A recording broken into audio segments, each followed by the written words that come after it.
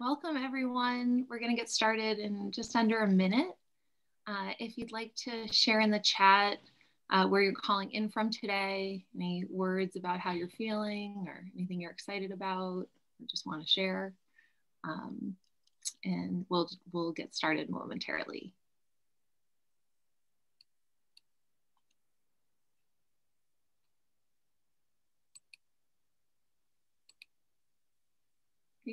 Got some people from all over today: Canada, New York, Ohio, Boston, my hometown. Okay, great. Okay, I'm going to just dive in. And I know we've got a lot more people who are going to be joining us. So, well, welcome to Past and Present with Allison Gilbert and David Kessler. We're super excited for this conversation and to have David back at one of our Reimagine events. My name is Dara Cosberg. I'm the program director at Reimagine, which is a nonprofit organization that sparks community experiences like this one to empower individuals, families, and communities to really face the hardest parts of our existence, including serious illness and death and grief, and while inspiring people to celebrate life and one another. And before we get started, I'm just going to, sure many of you are familiar with Zoom, but I'm going to,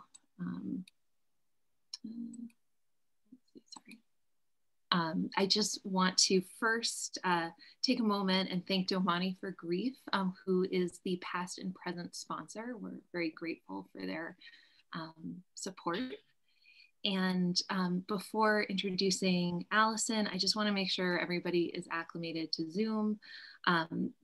Just to say that we're not going to most likely be taking people off of mute, but you can write your questions and comments in the chat, and part of the session will be reserved to answer those questions. If the chat is distracting you, you can always close it in the top right-hand corner. I also want to note that I enabled live transcription, and there is a little CC at the bottom of the screen, which is not shown here, that you can click if you want to see the transcript. And with that, I'm just going to introduce Allison, and then she will introduce David. So Allison Gilbert is an Emmy Award-winning journalist and one of really the most thought-provoking and influential writers on grief and resilience. She's the author of numerous books, including the groundbreaking Past and Present, Keeping Memories of Loved Ones Alive. And her stirring work exposes the secret and essential factor for harnessing loss to drive happiness and rebound from adversity. She serves on the board of directors for the National Alliance for Grieving Children and the advisory board for the Tragedy Assistance Program for Survivors, the preeminent national organization providing grief support to families of America's fallen heroes. And it is now my pleasure to pass it off to Allison. Thank you so much, Dara. I am so grateful for this time and for your platform at Reimagine to make this possible. And welcome everybody here to our second Past and Present event. It's a new conversation series, as Dara mentioned. It's brought to you by Domani for Grief. Without their financial support, we would not be here. So thank you so much for that. Domani for Grief is a wonderful platform. Go check them out. There are courses, there's a blog, there is a growing community to learn from each other and share stories. We can talk more about them later. You can check them out too. But I really do want to start right away with our special, amazing, extraordinary guest, David Kessler, who, you know, I'm a huge fan of yours, David. So you're giving me a lot to live up to. So it is, well, it is just with all such deserved respect and admiration. Just a couple bit of housekeeping notes for everyone who is on the call today. We had about 500 people sign up. If you need to drop during this conversation, don't worry, we're going to record it so you can access it with a link later on. So just be here if you want to be here, and don't stress if you have to jump off, whether for kids or for work or just because it's too much right now and you just can't take it in anymore. That's okay. We have you covered. In terms of structure, I'm going to lead David in a hopefully thoughtful, provocative Q&A for about 35 minutes or so. And then we're going to open it up to questions in the chat. Christina Sirio is here. She's waving, and she's going to go through, I've asked her to go through the chat while David and I are talking. So if you have questions that you want to have David answer, he is exceptional. He is here. This time is for you. Please make sure you write down your thoughts so you don't forget them, or put them right in the chat. He's here. So we're going to go through the chat and make sure that we're going to answer as many questions as possible.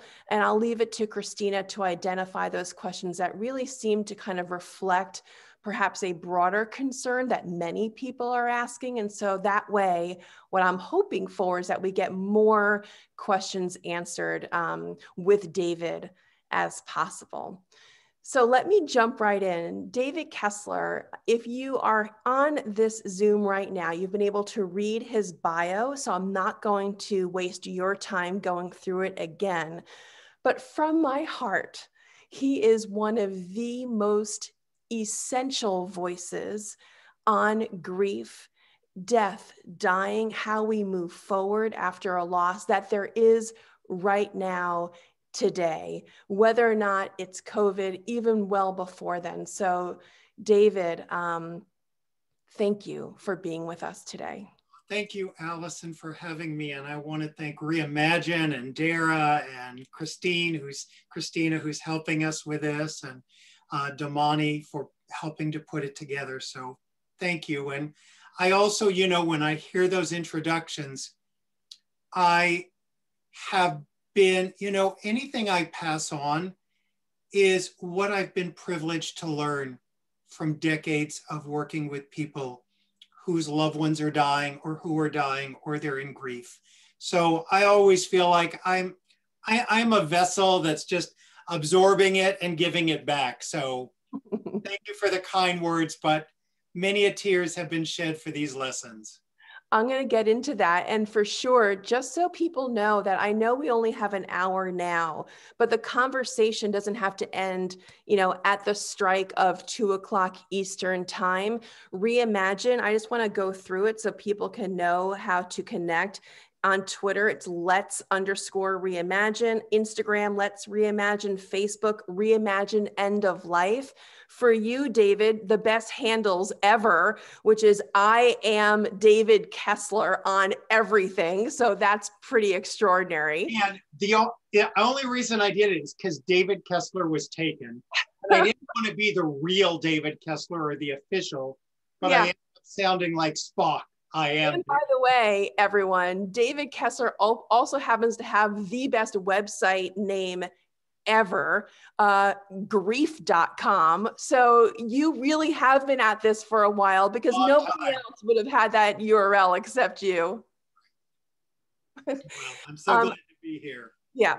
I wanted to start somewhere perhaps unexpected and really personal. In preparation for our conversation today, I was going through old transcripts of interviews that you've done over the years. I watched lots of interviews that you have given.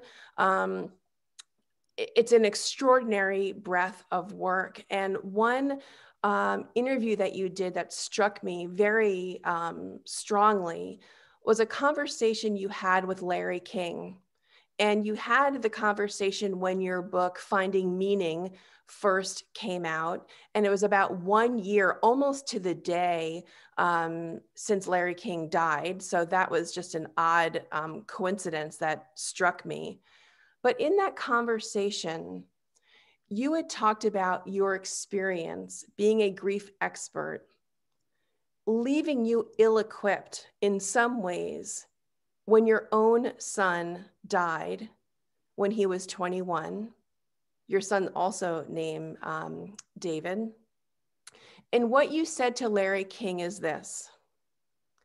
And I thought this was so revealing and so touching and so transparent of you, David, as someone who's a grief expert coming into this raw conversation with Larry King. You said, and I quote, "I wanted to write a letter to every parent I ever counseled, saying I had no idea how bad the pain was."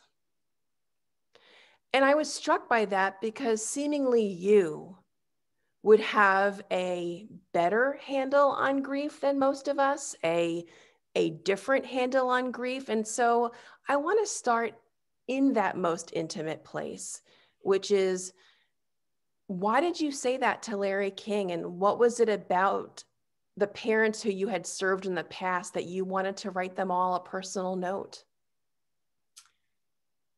And I think it's probably even more than them. It's a lot of people I've worked with in grief. I think you can study grief, you can witness grief, you can work with people in grief, but until it's yours, you don't know it intimately. And I had known it from my childhood, and I think I had the illusion that all of my worst pains were behind me, and wasn't prepared, as no one is, for the death of my younger son. And it was raw and brutal and still is in many ways. You talked to Larry King, and I'm not trying to speak out of turn. You've spoken about it publicly before.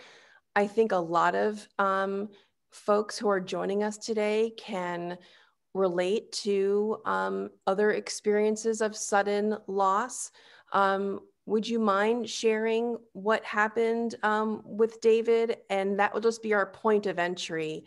I myself lost both of my parents relatively young, and then their siblings. And so I think many of us come to this work, writing articles, writing books from our personal experiences. And I'm wondering if you can allow others who don't know the story about your son, David, if you can crack open that window just a little bit.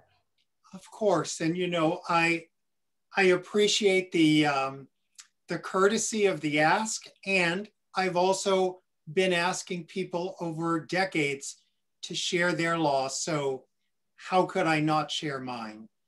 And to be open about it. I was privileged to adopt two young boys from the Los Angeles County adoption care system. My younger son, David, had been prenatally drug exposed. And it was something that makes adoption very hard because it's a fear we all have. And how it's going to affect the child. And, you know, there's not tons of good data out there. My thought was I could bring these boys into my life and love would cure all. And it did for the most part. And when David was about 16, he called me, and like they had really amazing childhoods. He called me at 16 and said, "I'm in trouble. I've just taken drugs."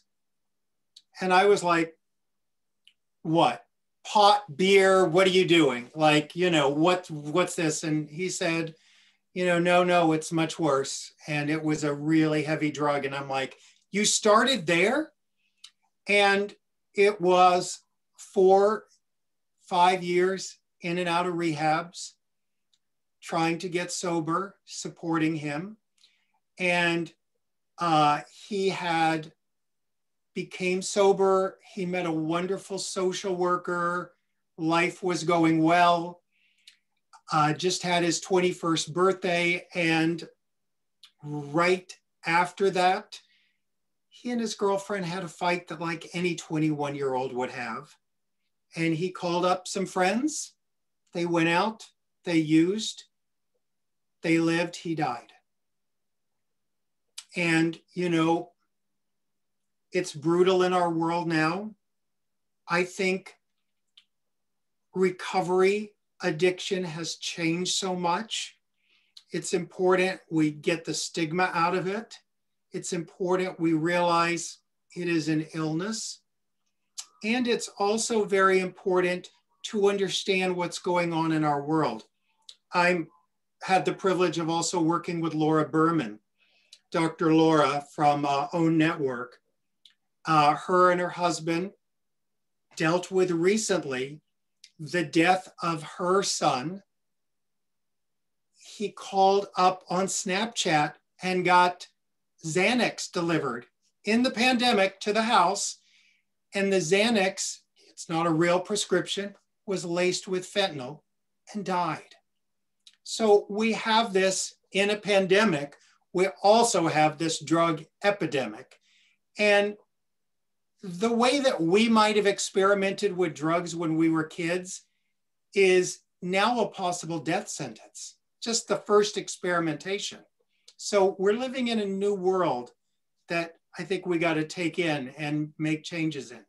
To me, the reason why I wanted to start in this raw place, and thank you for allowing me and being so gracious to go with me there, is that I think we are all in this in different ways, in uncharted, very difficult terrain. And many people, in addition to sadness, have anger and resentment to the situation, to other people who are in the story of our losses. And then you have a book called Finding Meaning. And I was struck by that until I read it. And now, of course, watching you talk about it. And it's really not about finding meaning and making peace with that someone died. It's different than that. You make a very good point about that. You called it that there's a cushion that you're hoping to provide with your book, Finding Meaning. Can you explain that from an author's perspective? And then, of course, as a dad, and how you have found meaning? So from the author's perspective, the title can be challenging for people because when you're in pain, you don't want to find meaning. And people are afraid it's going to be pouring pink paint over a tragedy. And I think of the book as so much of it is tools to excavate the pain so that we find the meaning that's already underneath. I also think about the two concepts that I think, one of them you mentioned, is that finding meaning doesn't take away the pain. It gives you a cushion.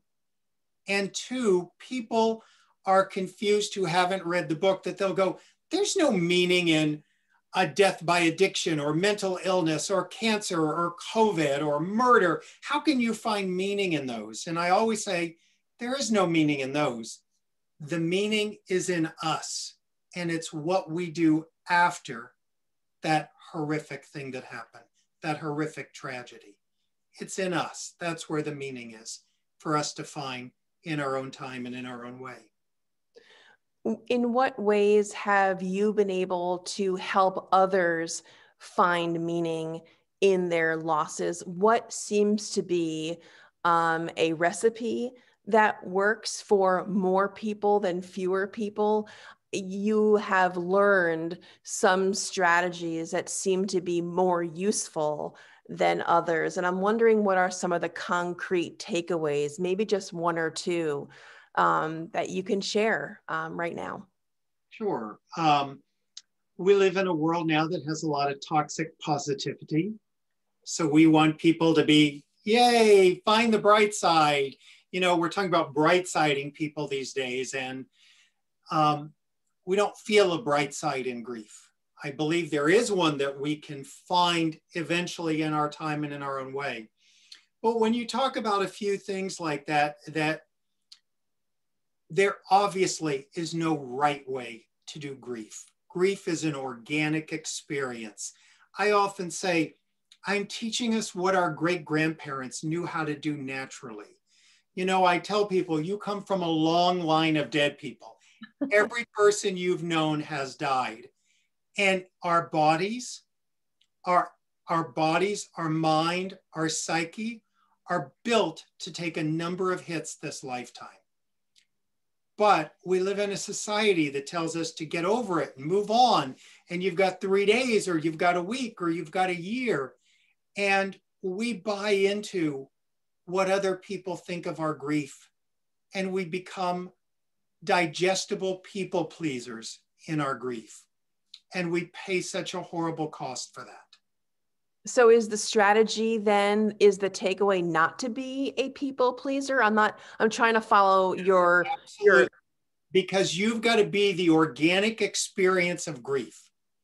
And you know, if your grief makes people uncomfortable,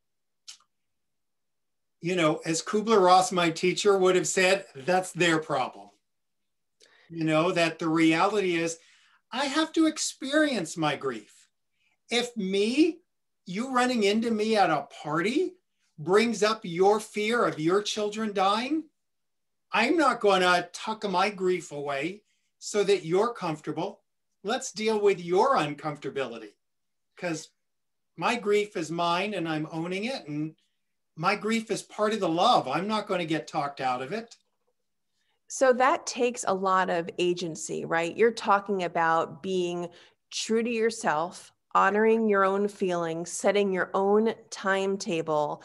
That, to me, that strikes me as being a fabulous antidote to what loss does to us, right? Loss makes us out of control. We have no power. Even when the loss is anticipated, right? Even if we know our loved one is going to die, they're terminally ill, that moment of death is still out of our control. So it sounds to me that one tool we have to move forward is regaining that sense of being the captain of our ship post-loss. And one way to do that is giving yourself the space that maybe even those closest to you are not willing to allow you.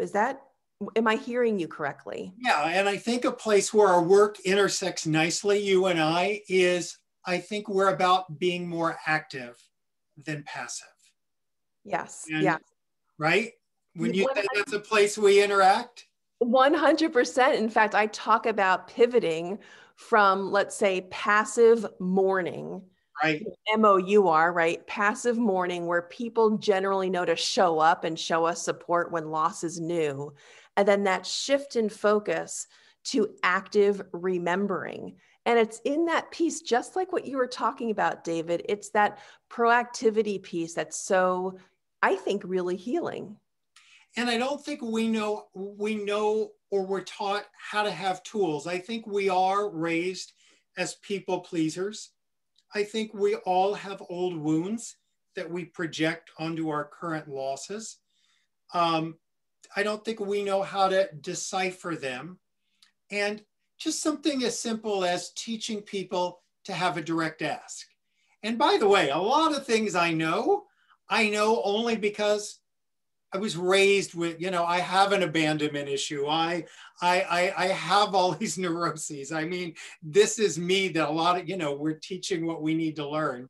Can I focus on what you just said? When you said the words direct ask. Yeah, let me tell you what that is. Yeah. Thank you. So here's what the unhealthy me would do. The unhealthy me would passively go, it's 6 months since my son died. Are people going to call? Are they going to show up? That's the passive waiting, maybe even anticipating the hurt, the abandonment. What I have learned is the most loving, compassionate thing I can do for myself is make a direct ask and go, it may be in a text, Allison, tomorrow is 6 months since my son died. it would be really helpful to talk to you. What time would work? And I'm not in a let's test and let's see if Allison remembers and let's see if she's a good friend and all that our wounds bring out in us. And sometimes I have to, really sit and go, my goodness, when you've had a loss, 6 months, 9 months, those micro anniversaries are huge. And then I have to remember, I actually wasn't calling people myself on the 9-month or the 8th-month anniversary, so I have to give other people a little grace too, but tell them what I need because it's the kindest thing for me. It reminds me, before I go on to my next question, of something that I wrote about in my book, Past and Present, Keeping Memories of Loved Ones Alive. It's 85 different ideas for honoring and remembering loved ones. And one of them is exactly what you've just said, David, but I took it to a different kind of tech level. Instead of doing, let's say, maybe a one-off and sending a text saying tomorrow's the 6-month anniversary, I took it upon myself to identify maybe 5 people in my close circle. And I asked them permission beforehand to say, you know what, I would like to send you a calendar reminder. So then when I'm going to be feeling tender. So just like we set up calendar reminders for our office meetings or for our children's doctor's visits, I went to those people and say, you know what, these days are particularly raw. And I'd like to send you a calendar alert that you can just have as an annual reminder on your phone until I don't need it anymore. And so that's just another way of doing the same thing, which I wanted to amplify. Right, sure. How would you determine that you as a griever are doing okay, and when you as a griever need help? What is that line that you think people should be aware of where you could really use some outside support? I believe that grief is ever changing. It's a flowing. I always talk about grief as a river. And our work is to keep the river moving. And we sometimes have an illusion that, we're going to just get better like that. And it doesn't look like that. Grief is very messy. You've got a good day, a bad day, a horrible week, a better week, all that. And I think sometimes we can get stuck in one emotion. And it's interesting, stuck is the term that people usually use to describe themselves. I'm stuck in grief. And our work is to figure out what that is, where it is you're stuck, and just get the grief moving again. So if you self-identify as not being able to move as nimbly outside of your pain, and it's sticking longer than you feel is okay with you, that's really a measure. You're talking about holding. I would say it maybe isn't even pain. It's whatever your emotion is. Right. No emotions are final. No feelings are final. But if you're stuck in one place, I'm angry all the time. This is it. I'm not any different. I'm in pain. I can't leave the house. It's not any different. If it's not changing with you, might be time to get support. It may not even be help. I mean, people always think I've got to, it doesn't have to be the extreme of help. There's a million different layers of support. I and remember, I want to say one thing about that. Yeah. It's so important, when my air conditioning heating system breaks, I get support. When my car breaks, I get support. And when the worst thing in our life happens, we kind of think we just can tackle it ourselves. And this is a moment, whether it's groups or online or a counselor, this is a time to get support. And I always tell people, literally, as a professional in grief, when my younger son died, I had to go to a grief counselor, just like everyone else, to deal with my grief. I had to sit in a bereavement group for parents with a cap on and glasses, and no one knew it was me, with my books 3 feet away. And I couldn't be the grief expert. I had to be the dad who buried his son. And you got to get that support. Don't try to just knuckle your way through this. You know, it's the worst thing in our lives. And, you know, and as a bereaved parent, I also say to everyone, and as a grief expert, all your tears count. You know, when people go, what's the worst loss? Yours, your husband dying, your wife dying, your mother, your father, your sibling, your pet. Your loss is the worst loss. All tears count. I wanted to tell you, or at least be transparent about what I was thinking about in preparing to talk with you today. I was thinking a lot about you and your childhood, because I remember there was a story you told or have told that I believe, and tell me where I'm getting my facts wrong, but when you were a teenager and your mom was dying, that you also were a witness to a mass shooting across the way, I believe, from where she was so ill. And I was thinking about you because of the tragedies we've all been experiencing these last few days in Atlanta, Georgia, in Boulder, Colorado. And I was thinking about this for you in so many personal ways, which is we can talk about triggering events. And so I was wondering if the current shootings reminded you of what you experienced when you were a child. And I know we can talk about how even grief, communal grief during COVID, can be triggering to past grief experiences that were unrelated to COVID. So I was thinking about you, David, and I was just wondering if you can talk to triggers and what happened for you personally. And did I get my story right? Get your story right. Yes, when I was 13, my mother was dying. One of the first mass shootings in the US happened where we were. Went on for 13 hours. It was everything you could do wrong to respond to a shooting. Chief of police was killed, hotel guests were killed, first responders. And we also see to this day, just with the Boulder shooting, how being that first officer to run in is a courageous thing, a courageous event that is the amount of courage that people have. And besides him, other people in the grocery store saving one another. So to answer your question, I don't think I get triggered. I think there's a familiarity with it. I'm sort of going, oh, this is what's going on with them now. Gosh, they're going home. What a tough night this is going to be. And, you know, the person who says they woke up in the middle of the night and hear gunshots. I'm like, of course.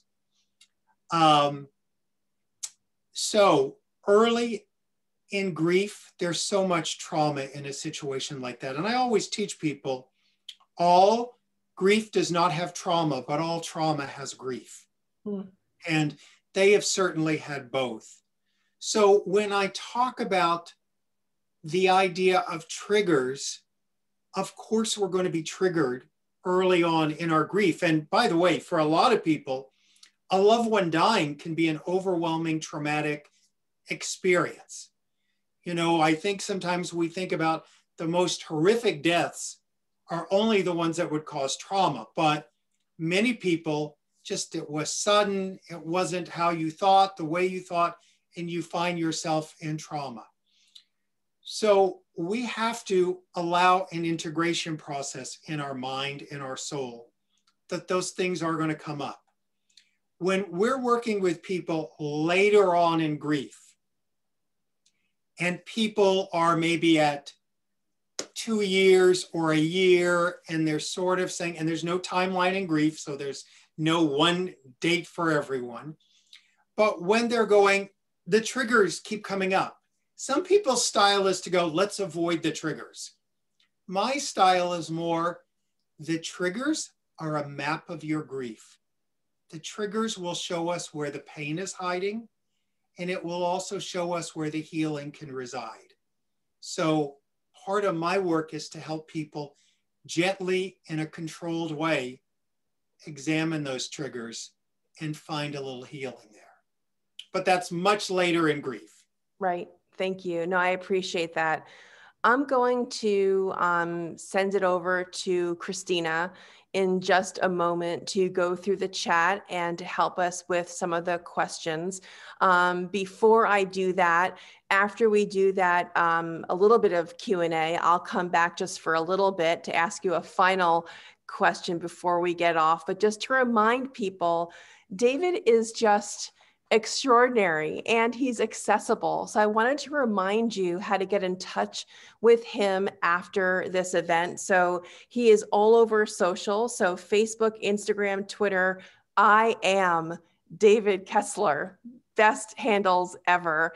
And of course, we are thankful to Reimagine. And so you can follow all of Reimagine's events on Twitter, Instagram, and Facebook. For Twitter and Instagram, it's Let's Reimagine, but for Facebook, it's a little bit different. It's called Reimagine End of Life. And of course, we wouldn't be here without Damani for Grief. And so please reach out to Damani for Grief. There's a growing community page that Damani is putting together that's already established. Go check it out. And also Damani for Grief is also on Instagram. So with that out of the way, and with Christina hopefully using that time to go through the chat just a little bit more, go for it, Christina. Help us out. I just add to that for anyone out there, there's also a free Facebook group that I have. And you can go to grief.com and you'll see that. Like today, I'm going to be in there later discussing the why of grief. So that's later today if you want to jump in there. And it's at facebook.com/groups/David Kessler. But you can just find it at grief.com and click there. Thank you. That's awesome. Thank you so much, David. Okay, so the first question is from Barb. She said, I would love tips on how to best support parents who've lost kids to overdose, especially as time goes on, as you mentioned about the anniversaries. Well, I would say the first thing to do is to love them, talk about it. And I think this is true of any parent, but even when I say especially parents who have had mental illness with a child or mentally challenged or addiction, but I think it's also true about spouses and your parents. I think many times death leaves us with a feeling of we might have failed and maybe we should have saved them. And I think part of what we can do for one another is remind each other of all we did do. Because we sometimes want to look at that one little moment we didn't do something and think that was everything. And we forget the 10,000 moments we showed up. I love that. Thank you, David. Wow. Next is a private message. It says, can you talk about toxic positivity? For example, she's in a better place, she lived a long life, etc., from friends and family after losing a loved one, and how to react to those comments. So I think all people in grief have to make a choice. And I think your choice can change over time. There's times you just can't deal with it and you just walk away.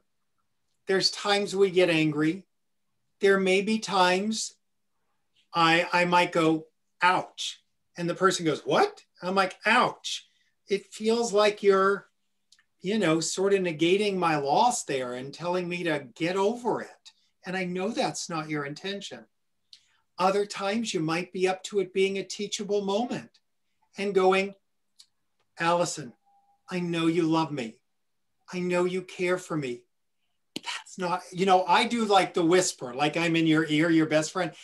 Allison, that's not the best thing to say to someone in grief. Here, this would be better. And I become the little whispering teacher in their ear. And I go, you know what? Just saying there's no right words, I love you, I'm here for you, is so much better than the silver lining. And I so love you're trying to help me find some peace. I'm working on it hard too. Thank you. Next, we have Melissa, who asked, could you speak more on your quote, judgment demands punishment? Sure. So we are judging machines. We think we're not judgmental, but we judge everything. And oftentimes we judge ourselves. And judgment demands punishment. If I see myself as wrong, I'm going to turn on me. Or if I see you as wrong, I'm going to turn on you. And if we can find ways to release the judgment and sort of find the reality in that, it's so much more helpful than the lack of kindness we all unleash on ourselves. No one is as hard on us in our grief as we are. You know, I have a group, Tender Hearts, that we always talk about. We say, you know, we can really spend a lot of time getting so angry about how our friends are telling us to move on or get over it or cry less. But don't we sometimes do that to ourselves? And how can we heal that? You have, just before we go back to Christina, I want you to explain Tender Hearts maybe a little bit more. It's this incredible community that you have built. It's not free, so I don't want to give people the impression that, you know, it's another free access to David moment, but it's nominal and it's extraordinary. And can you just explain it a little bit more? Sure. When COVID hit, I started the free group, and it still goes on and is there and is free. And people wanted more support. So I sat and I went, so do I just put grief counseling online? What do I do? And I thought, this is a moment to build something new and different. So I thought I wanted to be reasonably priced. I wanted it to be accessible. I wanted people to have access to me in Zooms. I wanted them to be frequent. I wanted to also have videos that they would learn about grief at their own pace. And so many people were like, I don't do Facebook, or I don't do this. I want privacy. We also built a town square where you can talk to one another. And so, as you mentioned, it's a nominal fee. It's probably around the price of, you know, a couple of pizzas being delivered a month. And, you know, it's a great addition to support that there's people who go to it every day. And there's also people who just like to know it's in the background and they check in once a week or once a month. And it's a big group. And what happens is we find ourselves and our healing in each other's stories. So anyone who wants to know more about Tender Hearts, you can find that at grief.com or Tender Hearts Support. There's 2 S's, heartssupport.com. It's fabulous. And actually you reminded me. You're a guest. Yes, I loved it. I loved it. And you also have, I mean, you have many video courses. The one I wanted to ask you about, which is called Understanding Loss. And before we go back to Christina, in your Understanding Loss course, could I put you on the spot? What is the one thing that you want everyone here right now to understand about loss? If you come to planet Earth and decide you're going to attach, you're going to connect with your parents, your spouse, your partners, your children, your pets, your friends, your coworkers. If you're going to connect, you are going to have loss someday. And that grief is part of the love. And when you're in grief, you are not broken. It's part of the love. And we have to not sort of demonize or treat ourselves as broken and treat our friends as broken. They're in grief. It's part of the love. It's a natural process we go through. I'm going to share something with everybody for the first time on a Zoom, because I feel like it's so to the point, David, of what you've just talked about. So after my mother died, I was 25.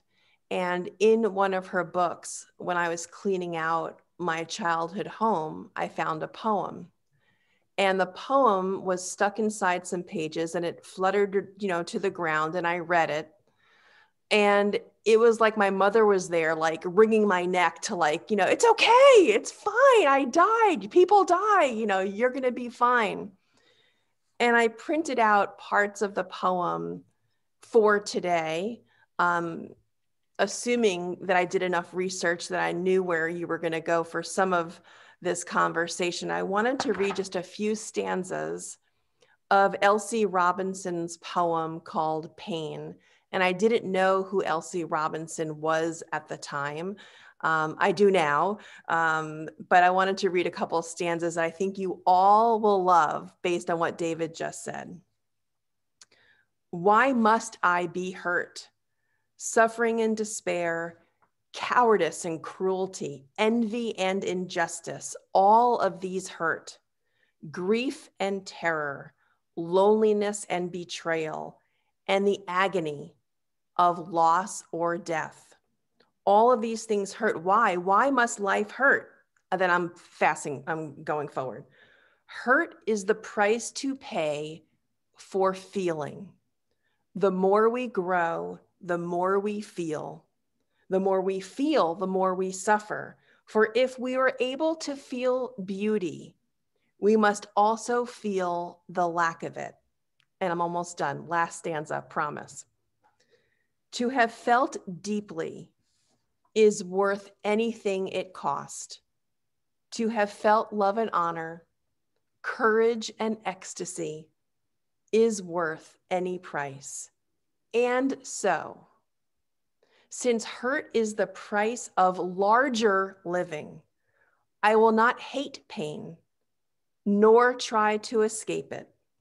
Instead, I will try to meet it bravely and bear it proudly. It just really reflected to me, David, what you just said.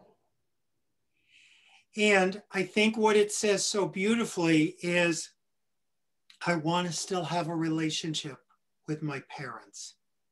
I want to still have a relationship with my younger son who died. And if I don't allow the pain and the sadness and the anger, I can't still know him. And if I try to escape feeling all those things, I'm going to lose him in a whole nother way. And I will take those things so that, I always say the goal of grief work is to remember with more love than pain, in our own pace, in our own way. And that's my journey, that I'm trying to get to for me and everyone else. Christina, let's give David maybe a couple more questions, and then I have a question I'd love to end with. And so thank you all for being here. We're not done yet. I promise you will all be out of here on time. I am nothing but a good former TV producer. I'm good with time. So hang on in there, you guys. Christina, give us a couple more questions. Okay, so we have a few questions that I'm going to clump together about COVID. A lot of people, because they weren't able to visit family members or because they're professionals that are treating those family members, feel angry, they feel guilty, they feel sadness about how people are not able to feel physical presence of their loved ones just during COVID, and even if a death occurred during COVID. First of all, I see and hear the heartbreak upon heartbreak for anyone who wasn't physically able to be there. And my heart goes out to them that, our goodbyes are so important. Goodbye is another way we say I love you. And I want to also remind people they have spent thousands of hours loving that person. And my hope is that that person, even though it seems like they died alone, that we also remember they died with all of our love.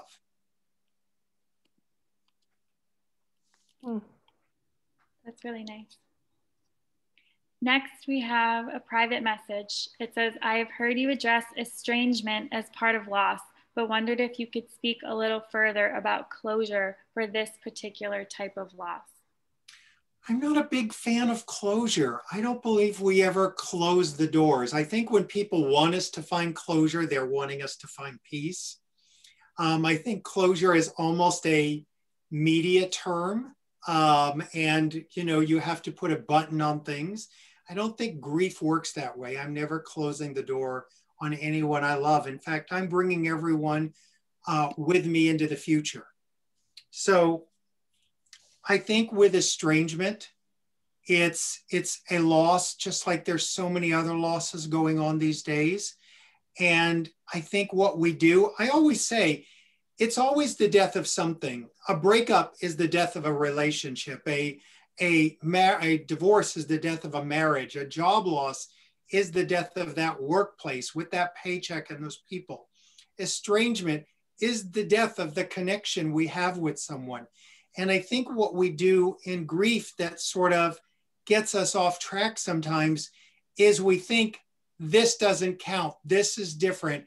I need a different set of tools to help with this grief.